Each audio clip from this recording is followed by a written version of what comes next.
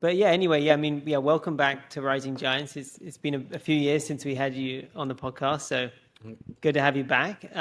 We're just discussing a bit about some of the stuff that's been going on with tariffs and some of this shift in how the new U.S. administration sees their relationship with Southeast Asia, China, etc. What do you think all of this means for Cambodia for the next few years? Like, is there when there's such a policy shift for a country like Cambodia that has been quite focused on U.S. exports, the garment industry, how much does this mean there's a shift that might take place that will mean more emphasis on other sectors of the economy? Well, I think that Cambodia was already moving towards a kind of diversification strategy since 1-2 years, right? So, and I know there was a lot of chaos. I mean, a lot of different mixed messages and everything. But as far as I'm concerned, I mean, especially having studied a bit in the US and then working with some American companies and so on, I think we are in the Trump administration 2.0 or 4.0, however we want to call it, or maybe it's the fifth year, let's say, in a way, of the administration. So I try to not look at the noise, and I think this is what the President Trump is good at doing, creating a little bit of shift. And I think if we look at the long term, again, like Warren Buffett is always saying, look at the long term, look at the long term, and look at the long term, right? So, and Cambodia has to keep looking at the long term perspectives, keep looking at what we need to do for the country, for the people, for Cambodian people, in order to continue to grow, continue to improve ourselves, and continue to improve the country, the economy, the infrastructure, and basically our foundations.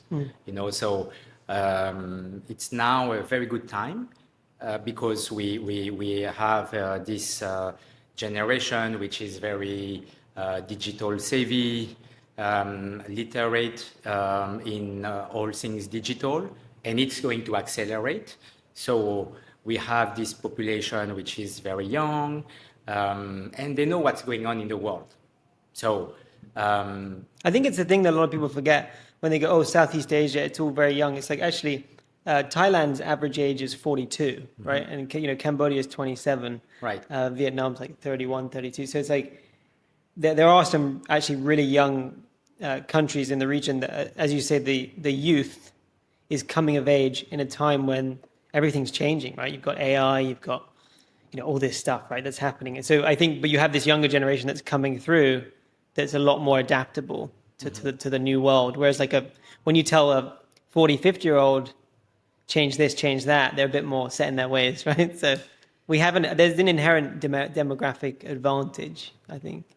I think we have a very high fertility. I mean, we have compared to the regions, we have a high fertility rate. Yes, yeah. So people can make more babies. I think it will be good for the country.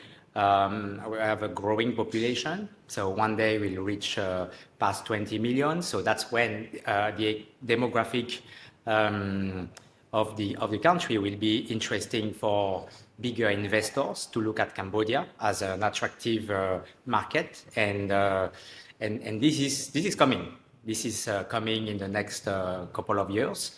So I think it's a good time to keep investing in the foundation, keep investing in education, keep investing in capacity building, skills development. And 20 million is not that small. Like Taiwan is 23 million, and that's a $700 billion economy, right? Singapore is 6, and it's exactly $500 billion. So there's ways you can really make that work. Israel is Israel, small as well. yeah. Finland, I think Sweden, I don't remember exactly, but Yeah. these are the countries which are doing very well despite their size, And then Cambodia has also quite significant land as well compared to Singapore, for example. So there is a lot of potential. I believe the question is more how Cambodians, how do we harness this and leverage our potential. And I think this is important. This is what I would like to continue to focus. And I think that's what we have to keep looking at. The short term, yes, there will be ups and downs and ups and downs. This is normal. This is the market. This is a free market. This is capitalism. And if we keep looking at the, it's like in the West and or even here, if you just keep every day looking at the everyday news, there's a lot of emotions, a lot of drama. This is every day. This is human life, but civilization is like very long term. Cambodia is still a fairly young country. If we are talking of the after the war era. But with a long history from the Khmer Empire, Angkor Empire, and so on. So it's more like being able to capitalize on our past, the country's past, and how we can project ourselves for the next 50 years to come. So I mean, I will be very old in 50 years from now, but my children will be at age of being hopefully managing some companies or some businesses, or play a role in the country's next generation, the future. And by then, we want to basically leave a legacy of level playing field and to be at par with a lot of the neighboring country, and even to be more integrated in the global system, right? So I think this is very important for Cambodia to achieve.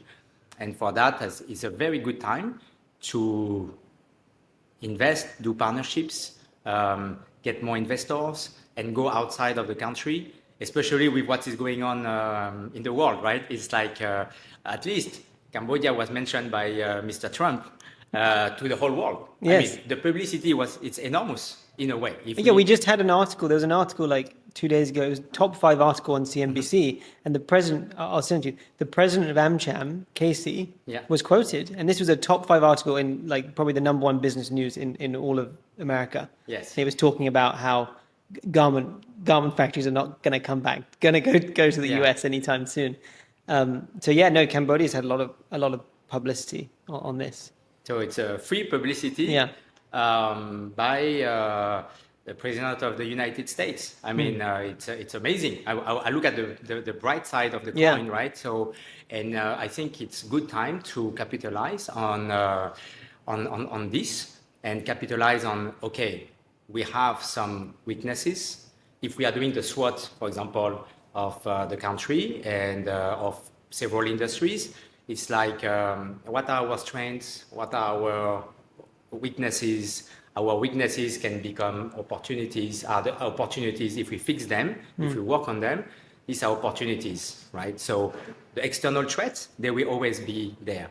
So now it's like how we can work together, private sector with private sector with the public sector, and how we can bring more innovation, connect the small companies, the startups ecosystem with the large conglomerate. I mean, there's so many things that can be done. I think in general, I mean, at least my perspective is like when I first got here in 2020, we were in a different stage of the economy. Like maybe like that period from 2015 to 2020, it was, I wouldn't say it was an easier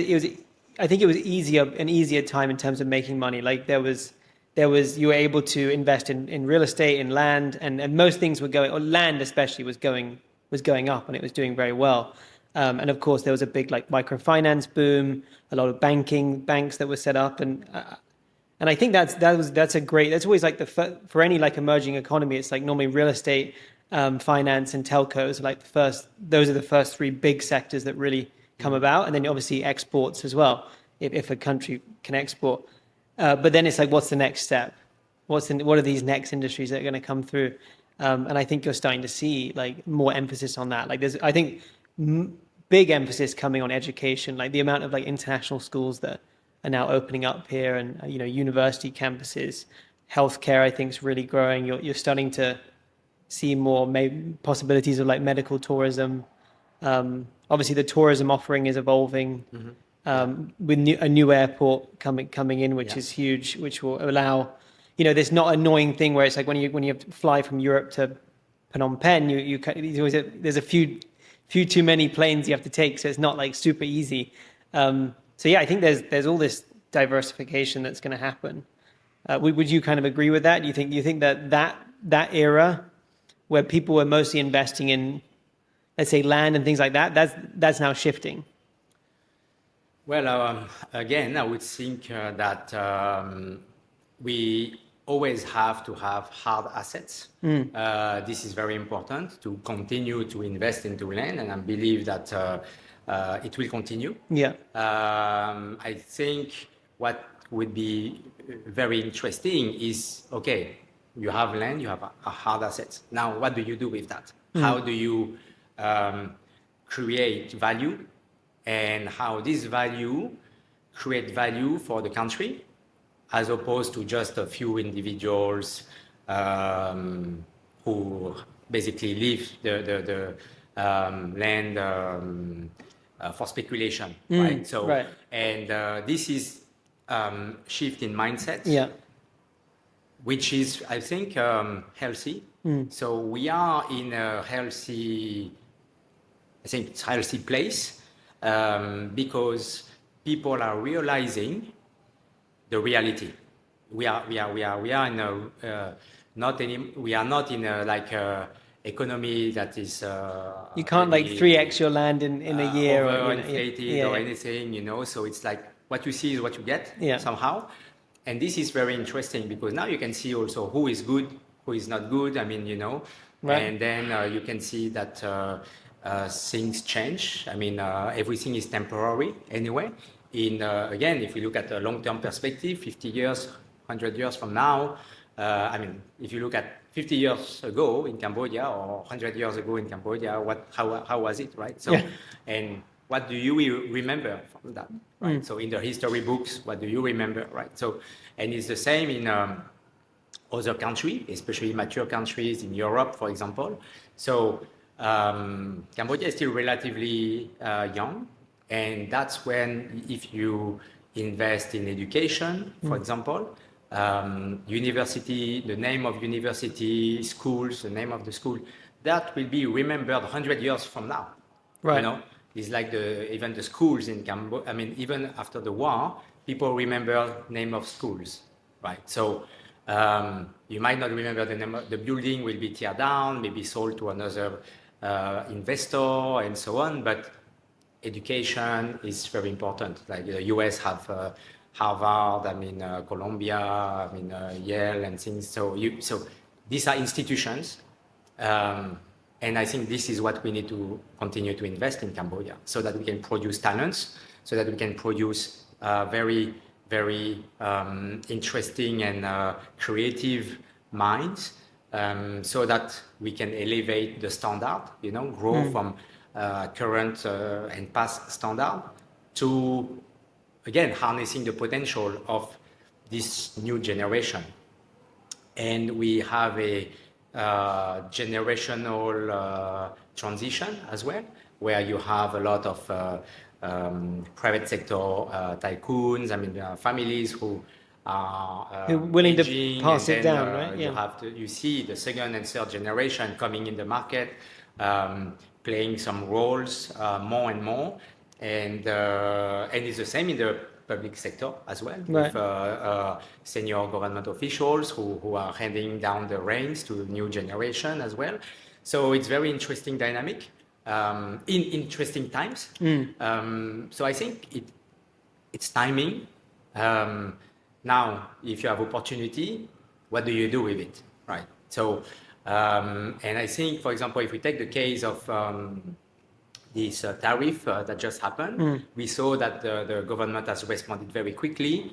The Prime Minister has responded very quickly. Minister of Commerce she did a great job in responding very quickly with a proposition very, very fast, with consultation from private sector, contribution. And yeah, this is the kind of, I think, business dynamic or public-private sector dynamic that we need to be able to bring Cambodia to the next level. This is also what Singapore has been doing before, and that's how they built, what they have built, what they have become in 70 years, basically. So now in Cambodia, I think it's a good time to leverage on the foundation of peace and then to grow towards economic scaling of the foundation that has been built before. And how does that, just like segueing a bit, like how does that feed into what you're trying to do with COPIC? Like how does this part of the city look to sort of replicate that future that you imagine? So I think last time that I was here with you, we were not exactly here. So now and now we are actually. Before we were, I think 2 years ago. Or, 2 years. So I think last time I was in with Rising Giant, and thank you for inviting me again. That was 2 years ago, and 2 years ago I was starting, if I remember, to take my scope at OCIC, and then we had all the plans. We did analysis. Strategy, action plan. Fast forwards 2 years. Last time we were having this conversation in Bangkok, and now we have this conversation in COPIC. Yes. So I think it's one small proof of concept that shows that we have been able to execute the plan and to be able to catalyze, I think. The vision that we had, and that was supported also by So, and we were able to bring a lot of different minds together for collaboration and partnerships, because we cannot do things just by ourselves. I cannot do things just by myself. So I've talked to a number of friends and then business relations, business partners, and so on what they need, right? And then what we can build and what we can build together in order to create more value, so that 1 + 1 makes 10, for example. Right. So, and we've been able to start the traction. So now we are scaling, and we have been able to bring actually between last year and this year, we were able to sign about 100 new businesses in COPIC, from tech companies who are now in Connection, establishing Connection as a tech hub. Our first event was with Google. It was on generative AI 1 year ago. This year, AI is everywhere. So, and Connection has been filled with tech startups. We have the Federation of Startups here. We have Rising Giant. We have Satori Giants, and several Chamber of Commerce and some schools. So Sabai Creative, Dichi Academy, which is Coding Academy, has opened. Above and Beyond, which is from Korea, Coding Academy as well, has opened. So we are going to have a paddle with Ascaro, so it's sports as well. So and these are a blend of Cambodian talents, homegrown Cambodian startups. My friend Kit Lipana as well has joined. So, but together with international startups and international companies as well. So this is just in Connection. And then in COPIC, we have new brands like Kyo, Shabu, Koi. We have new Starbucks, Starbucks Reserve. We have a bread talk coming. We recently had Dara on the podcast. Dara, yes, exactly. So we just signed with 7-Eleven as well, which is coming on board. UCare for pharmacy, for everyone. So basically, we want people to be successful in their businesses. And I think what changed from the OCIC from before is that we used to basically build, sell, build, rent, and that was a pure kind of landlord kind of business relationship. Today, we need to go beyond. We need to provide more service. We need to provide more shared vision, common aligned interest, and it becomes like a partnership. It becomes like a partnership in the sense of the success of our customers become our success. So we have more events. We just had Heineken, we had JTI, we had the German Chamber of Commerce, Eurocham, the French Tech, a lot of blockchain events and so on. So we just had a huge event with Taeyong, the Korean. We had Psy also from Gangnam Style, Vanda. So basically, more lifestyles that we envision now is really happening in Copic. So we see that it is possible as long as we listen to our customers and we provide a platform, whether physical or I would say an ecosystem, and that we do it together with a creation of a value creation that can be shared with as many people as possible. Because again, we have to be more collaborative in Cambodia and then look at the strengths and weaknesses of people in order to grow all together. And I think this putting some ego aside, some personal interest. Of course, we still need to have each one. It's the one interesting bit. But I think, have the global interest, Yeah, because Phnom Penh is quite small, and so like it is a bit, can get a bit like everyone's in their own little sort of things. But I think the unique thing about what you've done here is like, you get. I mean, even when we first moved in, like there was maybe less than 10 tenants. So like, and maybe some had signed, but they weren't here yet. And you felt this kind of, it's starting to emerge. And then what was cool is the people at least on the first floor, that they're also the ones that kind of took a bit of a chance. Yes. They said, why not? This is an interesting experiment. Let's see what can happen. And so when I walk around this floor, you kind of see like-minded people. Like whether it's the Sabai team, the Dichi team.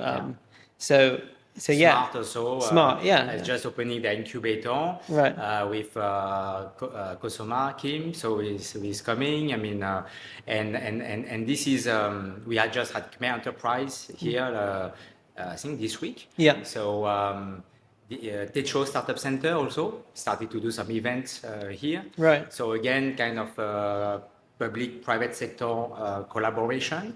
And this is what we want to play. I mean, it's a kind of business enabler, kind of support position. So the other thing is the actual design of the building is so much more immersive for people because the problem with other buildings, you just get in the elevator, boom, and I go up to my stop, and it's a bit impersonal. Whereas here, like I have to kind of walk in, go up, and you're always bumping into people because of that. And even where the bathrooms are, like I think it's designed in a way that like you have to kind of walk around and see people, right? I think it was probably not purposely designed for that, but we worked to, in a way, use the design to craft the ecosystem around in a way, so that we can match again the product with what the ecosystem needs, what the market needs, right? So and that's at the end of the day a repurposed building. So it's how you turn around, right? So and it's same for Copic. So it was probably in the beginning envisioned to be different, and then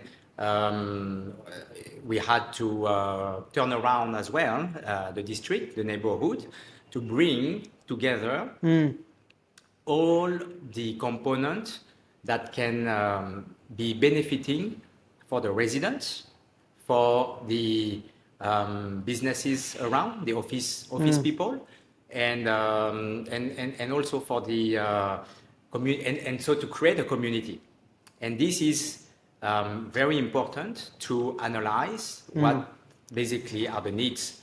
So more green, more environment conscious and sustainability component, planting more trees. We've been planting a lot of trees in the past. We are planting an Earth Day next week, in 2 weeks. We are planting another 1,000 trees in the new park that we are crafting. So that's good, because there was a new I just saw this new announcement from the Prime Minister saying that there's going to be this huge new park, right? Right. Yeah. So it seems like there's more emphasis now being placed on that, and I think, as you can see with some of the other cities in the region, like, you know, having those green spaces. I think as people have more children and they want to do stuff on the weekends and like have that more experience, right? We have even I mean animals. I mean you know, we just signed a pet shop, for example, and a veterinary clinic here in Copic in the new park. So I think consumer behavior are changing. Yes. And it's maturing as well.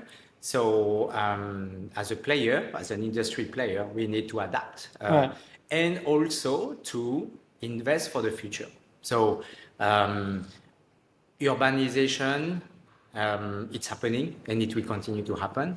But of course, if we look at how our ancestors, they were living in Cambodia, in this land, right? So, and of course you have the main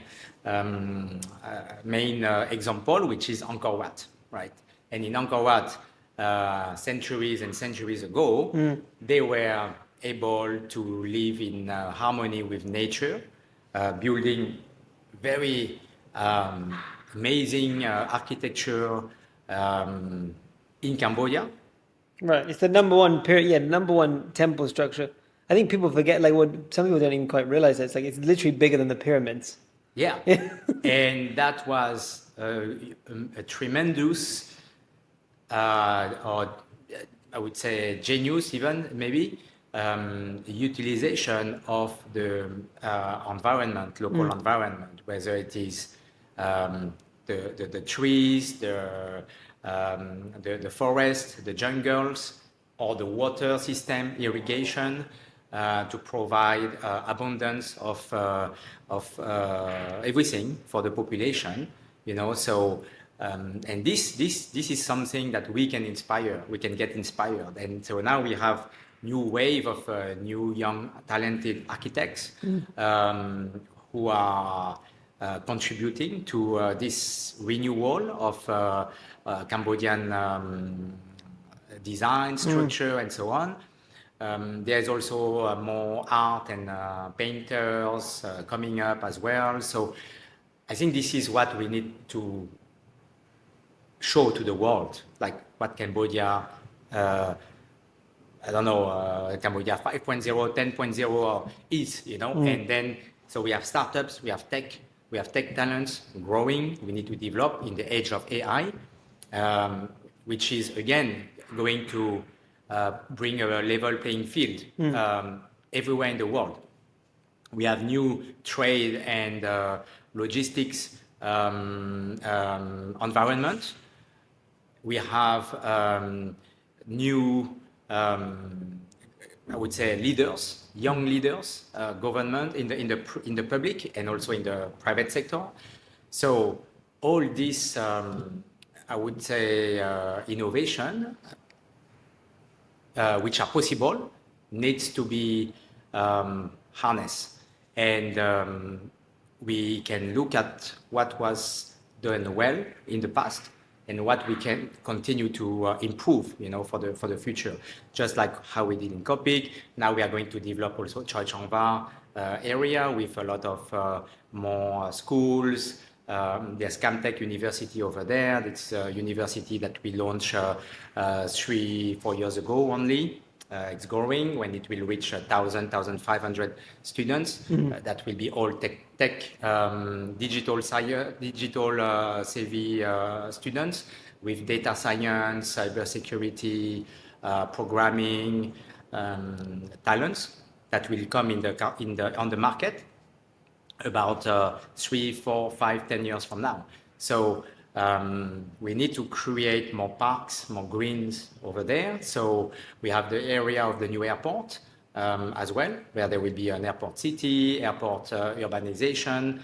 So from north to south, there's a lot of opportunities to develop. Let's Cambodia. talk. I think we kind of glossed over that. But let's talk more about the new airport. I mean, obviously it's a project that OCIC is leading. So tell us more about that and what impact you think that's going to have. It's opening in July, right? Yeah, so we have a team who is in charge of the project. They have been working very hard for the last 7, 8 years. Yeah. A lot of planning, a lot of preparation, a lot of hard work have been done by local Cambodian people with international partners. And I think this is what we can be proud of, is that a lot of the construction have been done by local people. We had the opportunity to collaborate and work with Foster & Partner, which is a great visionary, architect firm. So again, it's like putting Cambodia on the map, right? So at par with other masterclass pieces of architecture. And how many passengers will it be able to handle when it's like fully complete? Like, how does it compare in terms of size to some of the other regional airports? So it will reach 13 to 15 million on phase 1, and then on phase 2 can reach 30 million, and then 50 million on the third phase. And what's the current phase by phase? Yeah. What's the current? I never quite know what the exact statistics are, but what's the current arrivals in Cambodia per year? Around 6 million, 6, 7 million. By air? By air, okay, yeah. So basically, there's the capacity is already, as was reached before COVID in 2019. Yes. It was already operating at overcapacity during some time. So I think, again, we have a great team, great vision from the chairman of OCIC and Canada Group. So and this is kind of a legacy project, right? So how you can think of investing for the next 50, 60 years. This is beyond himself. This is beyond OCIC. This is beyond Canada Group. Is really for the country. It's really how the country will continue to grow in the next decades to come. Right. And this also sets the direction for the growth of the country. You need more infrastructure, more roads, because along the line, there was the need to build bridges, new roads, more connectivity. Right. More That mobility. entrance into the city is like a big, Actually, it's a big feeling, right? When you arrive, you go to the airport, and then you drive into the city, and it's like, what can you see on that drive? And that's when you go up that road, that it's changing a lot. I mean, you feel like you're in a completely new city when you're coming along. Yeah. You know what I mean? So basically, the new interchange bridge has been inaugurated by the Prime Minister just this week. Yeah. And this is another milestone, of architecture as well by Cambodians engineers. So it shows that Cambodia is capable if you set the direction, if you set the vision, and if you set the milestones, targets. I think people's perceptions are going to be completely smashed when they arrive at the new airport and come on, because it's like when you talk to a lot of people about coming and visiting like Phnom Penh, Cambodia, their perception of the place is definitely not what the reality is, right? But then when they come, most people are just very surprised at just how developed and modern that it actually is. Yeah, I think it is already now Right. the case, with a lot of, I would say, world-class building Right. already existing. But again, it's only going to get improving and improving. I think we have still a lot of opportunities. Developing more infrastructure, and the government has a lot of great, targets. Of course, we want to achieve the middle income status in 2050. So this is great target set by the Prime Minister and the royal government of Cambodia. So now, as private sector players, how can we contribute to that? And how can we support Right. this? While building infrastructure, building talents, to have the hardware and then the soft skills.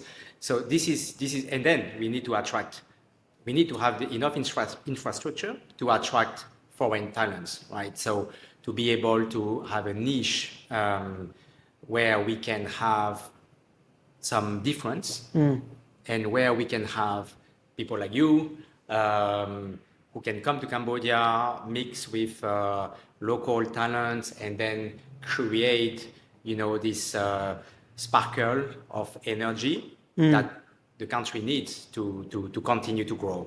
So we are in a growth. I think we're at, mode. yeah, it's interesting. I think we are at like this inflection point. One thing I have a really interesting perspective to ask you on is like, I spent a lot of time in, I spent a bit of time in Dubai, Abu Dhabi, and I think one big thing of why those countries became a hub is because they had this, in the middle of their city, they had an international financial center, like you have Dubai International Financial Center. Even in like Kazakhstan, you have them now, and a lot of cities are moving forward on this. And I always wondered, like, because for us right now, we run an investment company. We're in Singapore, like yourself, you have had. So, everyone right now, when they're looking to invest in the region, everyone does normally base their investment companies in Singapore. And you go, why? Well, the reason is that if you've ever done a transaction with a Singapore company, it's very seamless, right? The paperwork is seamless. Everything can be done on DocuSign. Everything gets updated with Accra very quickly. Whereas for a country like Cambodia, where the processes are different, that involves more, more signatures, more fingerprints, and of course, it can take time to like process things. But I always wondered, like, if Phnom Penh really wants to kind of elevate itself as like a hub, like I think all you have to do is you segment one part of the city and you turn it into an international financial center, and then you create those laws within that part of the city, and like they have in Dubai, and then that actually can compete. That will actually compete against Singapore. And you also then have to have the accountants and the auditors and some of that infrastructure around it, like the corporate service providers. But I always wondered why we didn't want to. I think I'm sure there's many people that think it was a good idea. But I wonder if, like, for someone like you, for a place like Copic, is that something that you think is an idea that could be that could work for the country long term, whereby then you'd keep more of the investment companies and investment funds actually in the country, as opposed to everyone going, I'm going to raise a fund, but I've got to put it in Singapore. Well, I think you nail it in a way. First of all, I think we have to put things in the context. I myself want to go fast, but maybe I mature a bit. I'm older than before. So sometimes you need to take a step back and say, okay, where are we now? Right. Where do we come from? And if you look at the last decade in Cambodia, 2015 to 2025, there's been a lot of changes. So yes, we always complain that we always see the glass half empty. Yeah. But actually, maybe before it was emptier than now. So I believe that there is for sure a lot of things that needs to be done, but there's a lot of things that have been accomplished in the last 5-10 years, despite COVID. Actually, maybe COVID accelerated a lot of digitalization, for example. Back home, great leapfrogging of digital payment, which was not existing I think 10 years ago, right? So it was still cash, and now I don't carry cash. You don't carry cash. Right. I think less and less people carry cash, and it's normal. The digital adoption, cashless adoption, has been super fast. And now even my parents, they were not able to use it, and then now they are able to do that, right? So this is a great change. Second, I think we have in the government a lot of push and drive to digitalize even more. I believe if you look at, if you hear what the Minister of Land Management is mentioning, they are already working on the digitalization of titles and so on. So I believe in the Ministry of Commerce, there's also a lot of work as well to improve as well digitalization. I think tourism, they're working on the tourism app and then the tourism infrastructure. So I believe the next 5 to 10 years is going to be even faster with, of course, now the use of AI.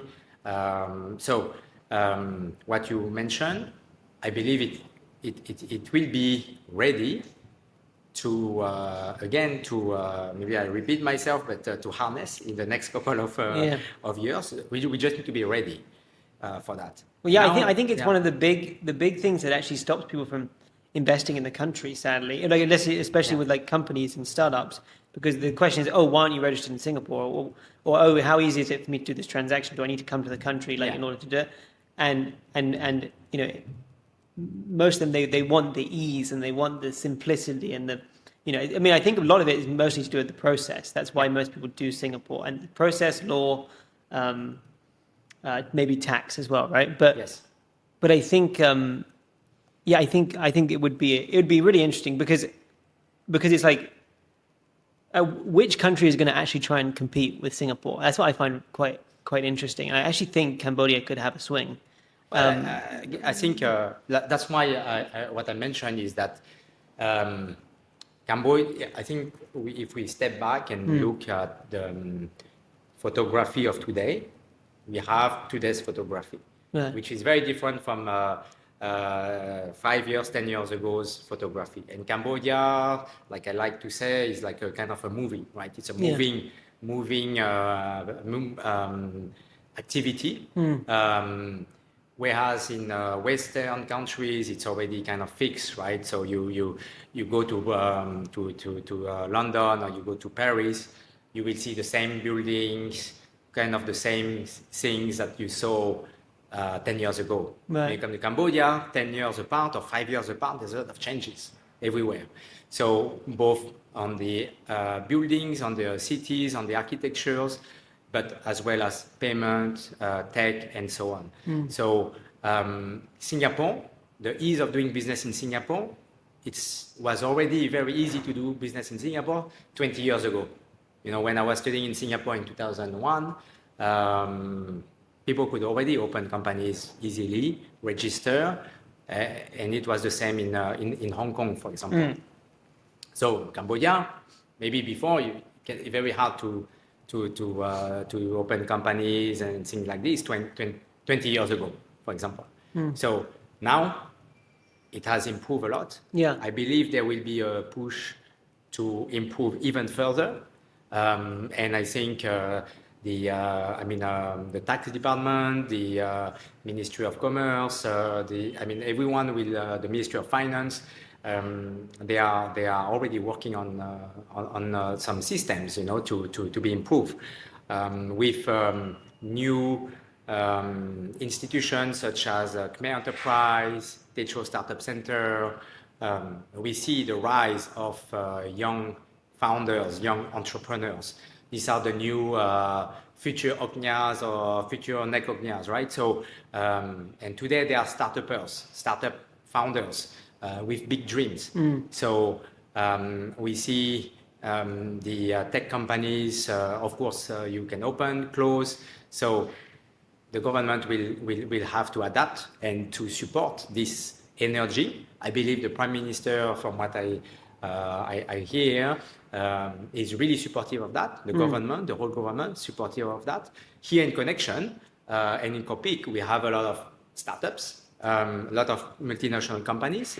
We have a growing number of ecosystem, and we have the smart Axiata's incubator coming. So they will be supporting startups to register, supporting startups to launch. And we are launching also an innovation hub here in Connection that will support these activities as well. Make it easy, simple. Like you said, we have a few lawyers, law firms, startup law firms as well, which support startups, companies. So all these are coming into place. I believe that the more the great minds come together, the more this will accelerate. Right. We need. I think we need more competition because I think obviously like Hong Kong went through its thing, and then I mean they're still doing. They still got pretty high market share in terms of like holdcos and investment companies, but yeah. Then the other issue I see a lot is for a lot of Cambodian startups when they do actually look to register in Singapore, they try and get bank accounts, and Singapore banks are.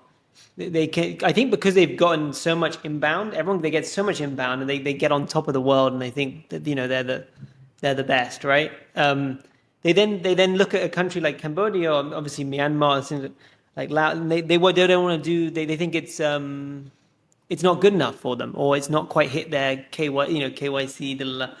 And I just think that's like I think that they need competition to realize that they shouldn't like that.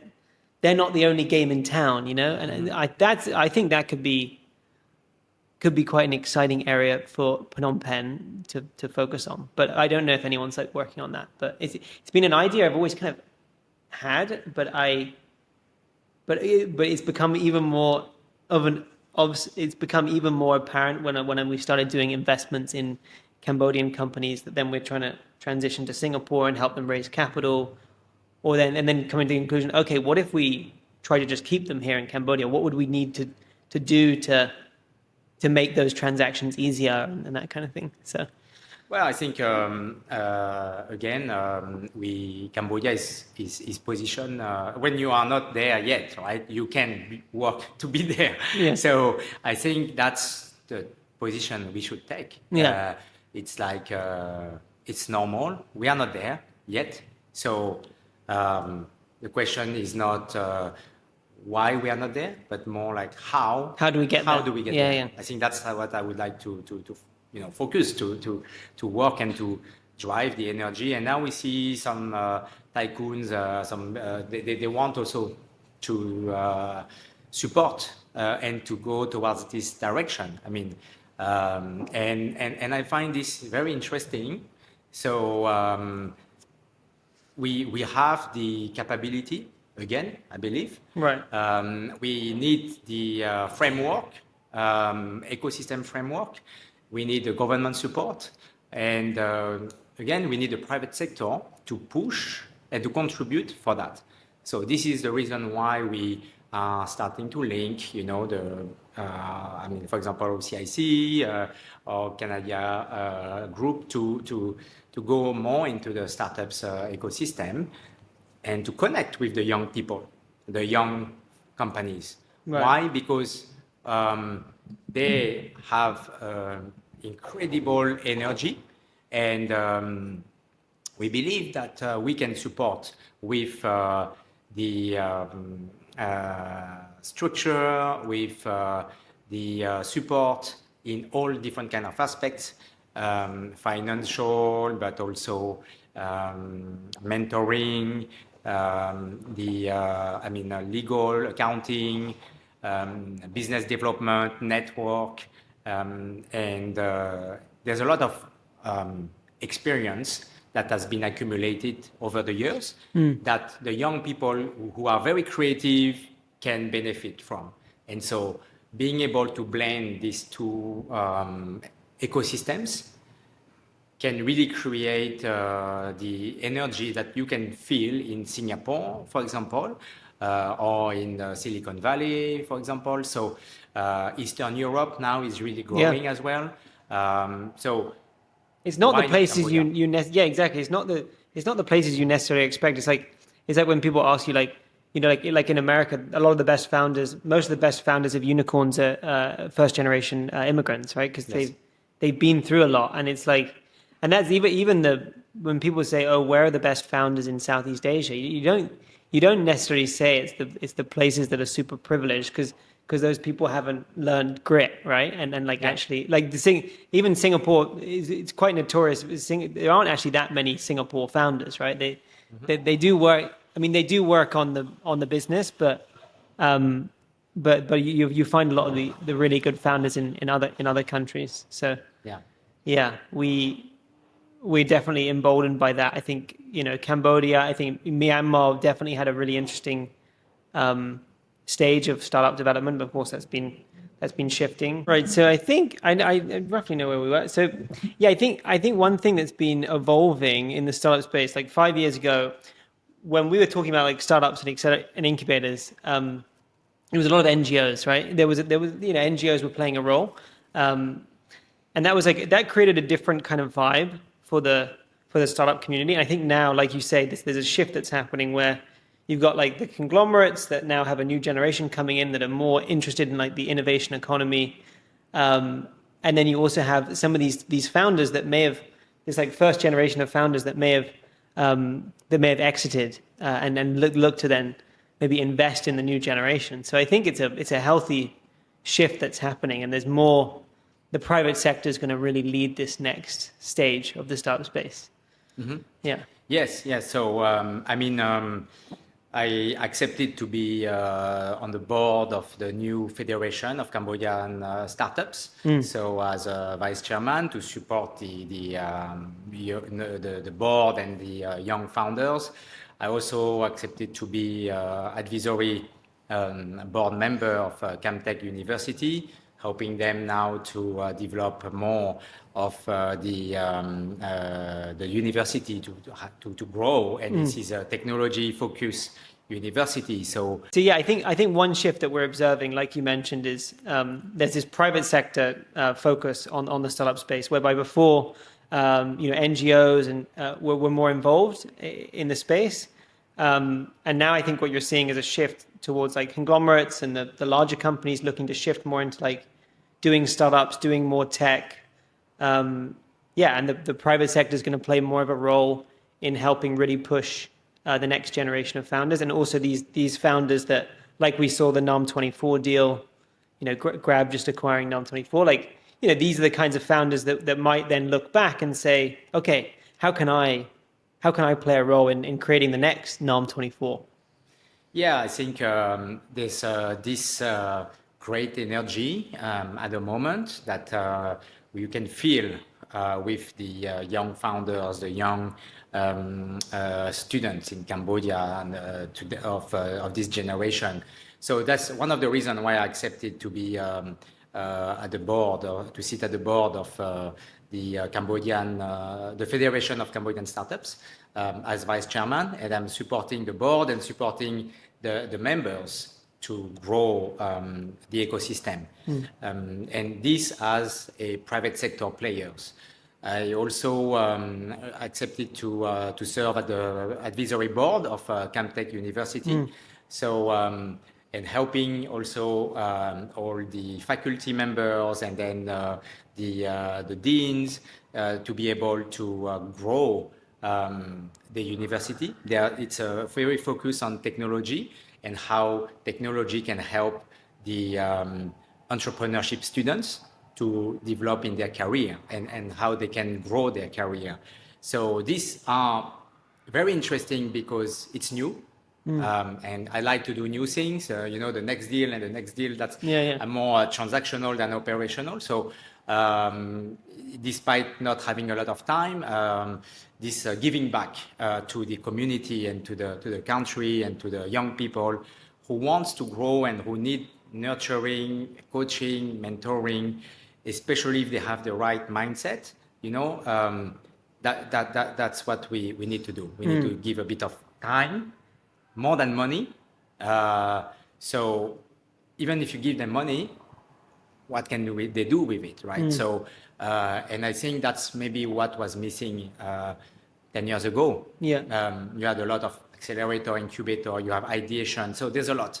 But now, how do you support, mentor these talents with the right mindset and the right attitude, the right integrity to do the right thing and to work hard and smart at the same time, and focusing on the what matters the most. And just because I failed so many different businesses, whether by investing or also launching new ventures and new startups myself. So of course, I'm not proud of the failures, especially even some where I was able to raise money and then you were not able to make it. So of course, some investors are not so happy. So that's life. You have a swing. You have got to have a lot of swings to have a home run. So so you have to accept it, to have enough humility and self. I would say working on yourself to accept and acknowledge the failure and move past it, and then reset your mind on how do I learn from it, so and then grow back, and then it takes time and it takes also some hard work personally, because I've had successes and I've had failures. Of course, you learn more from the failures than the successes, but the success give you the energy, right? So, and this is not easy for young Cambodian founders, young Cambodian talents or students to know, So, and this is what I like to give, So they will fail for sure, and they will have setbacks for sure, but it's more like how to carry them to grow again, or sometimes you have to let them experience failure as well, so that they also understand, it's hard, but it's not the end of the world, and it's okay to fail. It's okay to ask for help. It's okay to say that I don't know, to know that you don't know. It's a strength, right? So instead of saying no, the face culture is very, very, very strong in Asia. So people don't like to acknowledge, So, but this is what Americans, this is what Europeans have already learned, right? So how to acknowledge your weakness, because it's only by acknowledging your weaknesses that you can move forward and that you can grow and leapfrog, right? So, and this is where this analogy with Cambodia, I think, as a country, and the industry and the ecosystem, the startup ecosystem as well. I mean, the startup ecosystem has grown, and then it kind of struggled a little bit. You've seen the exit of 500 Global, I think. Now you have Plug and Play coming. So there's a lot of new things coming up, and it will continue to grow. It's a natural thing. I think the great thing with you, and I've always admired about, is the attitude that you have and the energy, right? To just keep being positive, keep moving forward, and keep trying to bring people together. And I think that's really what will stand the test of time, is the people that don't let it's never a straight line up. So you just got to keep the right attitude and keep moving forward with the people that you're aligned with, and building that community, and it will come together. Yeah. You see, and I think a lot of the Oknyas, the successful Oknyas that you see in Cambodia, they've all had setbacks. They all had failures, and then some companies that they had to close, or they had to not pursue, and they were able to be persistent, perseverant, and to continue despite the setbacks. Sometimes you see a big announcement and then nothing, So, but they continue and they continue. So I think, again, this is what we have to keep in mind, that we are not going to be successful at everything we do. And life is not a straight line. It goes left, right, up and down, and we have to accept that, deal with that, and be able to acknowledge that we need support, we need help, and we need to be collaborating together. Of course, you have egos, and you cannot be friends with everyone, you cannot please everyone. That's fine. And so, same as a country, Cambodia cannot be friends with everyone. Of course, you have US, China. We are in the middle, a small country. We're in the middle of geopolitical, I would say, I don't even know how we call it, but let's say collision, maybe. Yeah. And it's like, okay, how you navigate. We are in Asia, so China is inevitable. But the US and Europe are existing. And now you have Middle East also coming up, India. So we have to be kind of friend with everyone, like Switzerland or UK in a way. I mean, so basically, I think this is as a country, we need to continue to grow towards this direction. But we need to be strong and to have some unique selling points, like a company almost, like what Cambodia has to offer. What is our culture, our identity? Why come to Cambodia for tourism? Why come to Cambodia for business? So I think with a lot of people, it's for what they like. What really strikes me about Cambodia is just the energy and just the atmosphere and the attitude that the average person has. I think the thing about Thailand, right, is like they've had such mass tourism, and obviously they are a bit older, that I think the people have not, maybe they don't have the patience they used to have. And yeah, I mean, obviously, yeah, Cambodia is, I mean, I think of any of the countries in Southeast Asia, it's, I mean, from talking to a lot of people who've been around the region, it's usually stated as like the most friendly country in terms of like the average interaction that you're going to have. So, yeah, I'm. I agree with you, but I would say if I'm the devil's advocate, I would say every country will say that they are very friendly and that they are welcoming investors and things like this. I mean, I spent a lot of time in Philippines. They say they are the country of the smile, and things like this. So, and you have 100 million people of friendly Filipinos. So, I mean, I think Singapore will say that they are very welcoming as well. Thailand is very, smiling as well. So I think, yes, it is a characteristic of Cambodia, which is great, which means that we are open for business.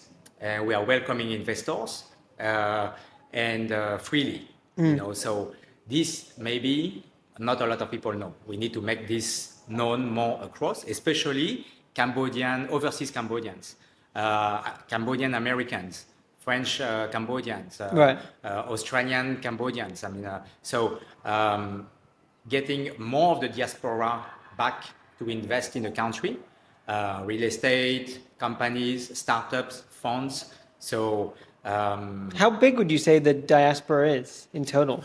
I'm not the expert. I think there's a lot of people who know better than me, but I would say more than 1-2 million, if I'm not mistaken. Least, so, and now you're entering the third generation.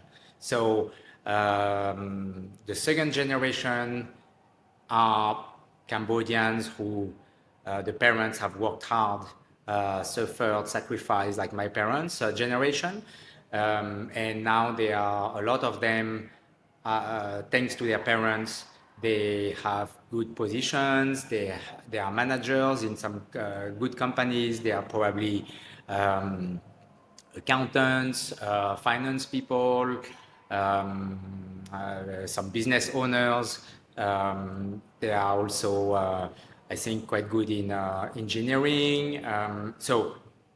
And now they are children who are probably 5-10 years old.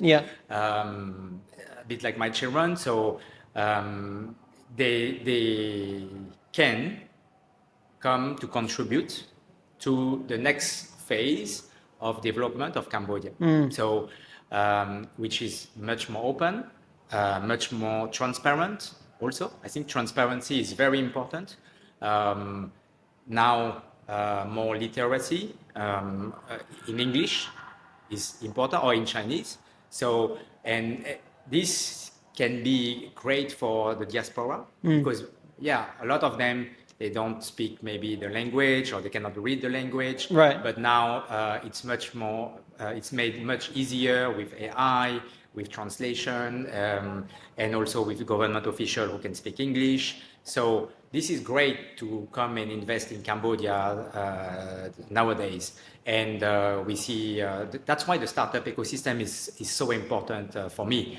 So OCIC and Canada, we are launching our investment fund for startups, for VC, PE, and we want to continue to contribute, and we can work with external investors, I mean foreign investors, to whether they are angel investors or more educated investors who can come to Cambodia to help develop the economy. So they will have much more support than 5 years ago, than even 3 years ago. So if you, Satori Giant, with Satori Giant, you're able to do it, and you're foreigner, why not Cambodian diaspora, right? So, and why not local Cambodians as well, right? So, and I think we need more of that. Like you said, we need more competition. We need more friction sometimes, collisions to create. You don't want to be the only person investing in a startup. You want co-investors. You want co-investor, yeah, exactly. Great. So this is we are collaborating with many different players, you know. So and having more private sector, more big groups to work together. There's a good deal. Why don't guys come? You know, let's invest. Let's build the next. Let's contribute to build the next NIAM 24. Let's contribute to build the next wing, or you know. So basically, these are the kind of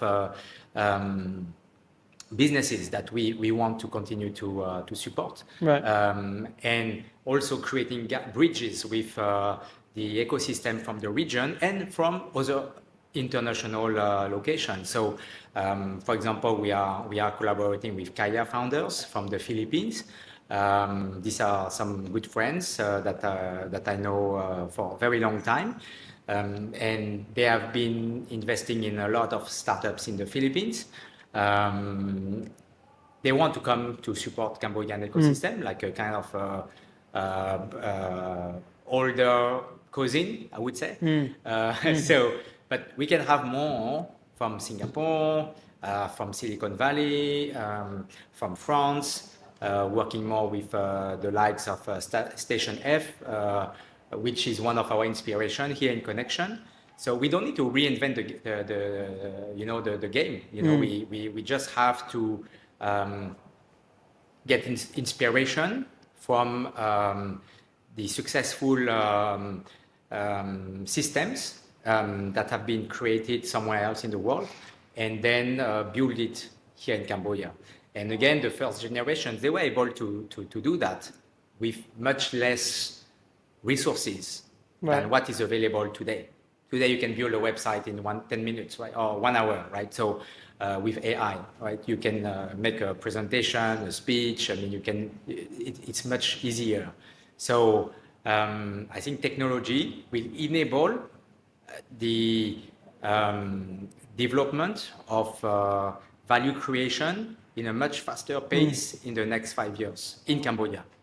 Yeah, I think honestly, I mean, you mentioned NAM 24, like it's one of the reasons we've been actually bugging the NAM 24 and the Grab team for a while to say, come on, let's come on the podcast, tell us about you know, the journey and the fact that, you know, the largest transaction in Cambodian startup history has just taken place, and it was probably in the, you know, it was probably in the 50 to 100 million region, and that's a, you know, that's a great thing, and so we should share that story, and the more people that have the example of those stories, I think they'll understand that this is possible, and like that founder coming up and speaking and saying, this is how I did it, that's a great, I mean, that's a great thing. So yeah, I think, yeah, it's a good time. It's not without challenges, but the people like yourself and all these other founders and potential investors, we're all there'll be a moment where it just kind of, one thing leads to another, and everyone will be chasing after deals, right?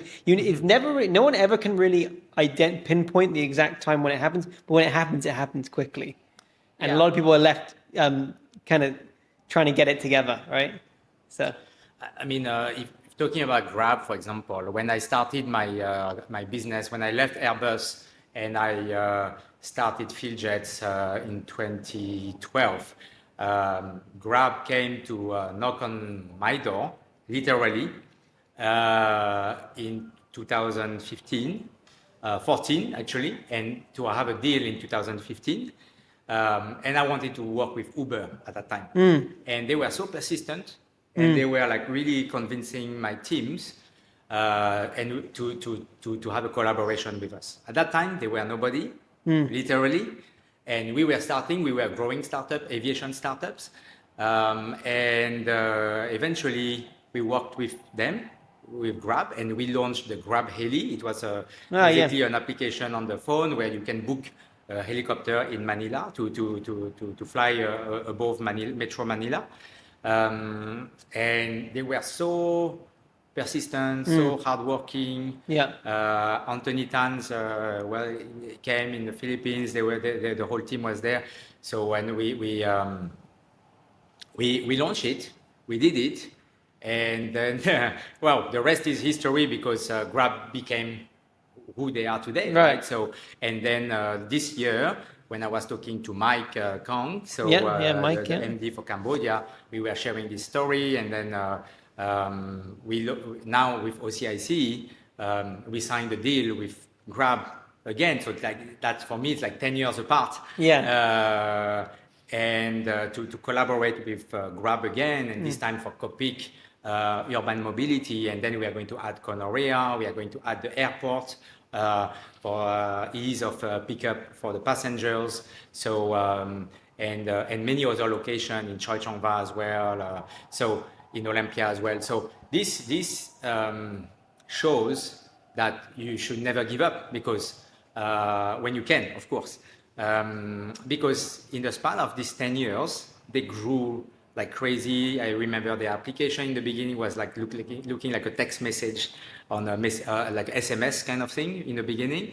Oh, you got your Grab booking, something like that. So, and when I look at it, I was like, well, what's this, you know? Now it's like super modernized and tech advanced with AI algorithm and so on. So, and we are still working with them, but at a bigger, with now a scale of a country, with airport and so on. So this is a story that I like, because Grab, again, like we talked about it earlier, it went up, super big valuation, IPO in NASDAQ, and then went down, kind of almost crashing with the stock price going bust almost. And then it took them a lot of time to get back up and grow again. And now they are in a phase where they need to achieve profitability, as opposed to market dominance and market share growth and so on, because the world has changed as well. But they keep on hustling, you know, so and keep on moving forward, and we also. So I think it also shows that they definitely have persistence. If that's like, and of course, they're in like 8 countries in Southeast Asia, and and they've now slowly but surely kind of cemented themselves as the leading player in most of those markets. So. Yes. Yeah, I think it's a great moment for the startup space in Cambodia to have like probably the most well-known name in the startup space in Southeast Asia decide that they're going to buy out probably the most iconic Cambodian startup. So yeah, I'm sure this is the first of many, and looking forward to what the next few years hold. So Thierry, thank you for taking the time to join us again on Rising Giants. It's been a pleasure and great to see everything that you're working on. Thank you very much. Happy to be with Rising Giant again this year. Especially, it's a great milestone year for us. It's the 25th anniversary of OCIC. So this 2025, and we have a lot of things coming up in the pocket. So we'll be very happy to share with you in the next podcast. Yeah. Okay. And thank you for all the audience and people who. I thank you very much because I receive a lot of messages from the first podcast. Some people I didn't know, they say, "Oh, I listened to your podcast," and things like this. I always find this very interesting. Yeah. So if we can create any small impact and helping people, we continue to do. Thank you very much. Okay. Thank you.